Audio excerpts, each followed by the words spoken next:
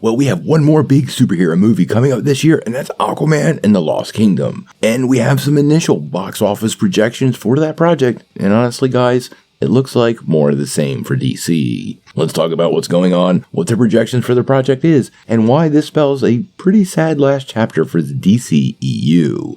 Now before we do that though, make sure you hit the like and subscribe button and ring that bell for all the updates. We do daily Marvel and DC videos, and we want to be your place for all the superhero news, but we're going to bring it to you truthfully and transparently so you are really in the know. Well, it seems like 2023 is going to go down as a year that was pretty rough on superhero films. The Marvels is wrapping up its theatrical run already as a certified flop, and although Marvel had a pretty big winner in Guardians of the Galaxy Volume 3, it's been a rough year for both studios.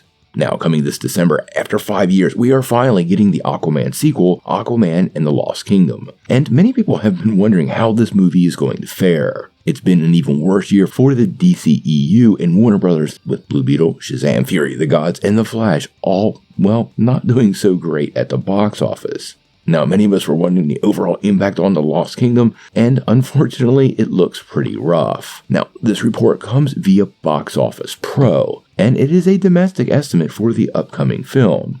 Keep in mind, the first film made $335 million domestically, but pulled in another $800 million worldwide, bringing its total to $1.15 billion, which was absolutely amazing for James Wan, Momoa, and the rest of the crew. Now, what they're predicting is the opening weekend, as of right now, is $32 to $42 million, which is tragically low, with a domestic total of $105 to $168 million. Now, these numbers are super low, but there are a couple things working in their favor during this release weekend. There's not very many other major film events towards the end of the holiday season, so the sequel is theoretically in an awesome position to draw a lot of general audiences who are off for the holidays and spending some time with family going to the theaters. This is probably the biggest thing this movie has working for it. Now, there are quite a few cons. Quite honestly, the general audience appetite for comic book movies has narrowed quite a bit, and I think that's been reflected in this year's box office.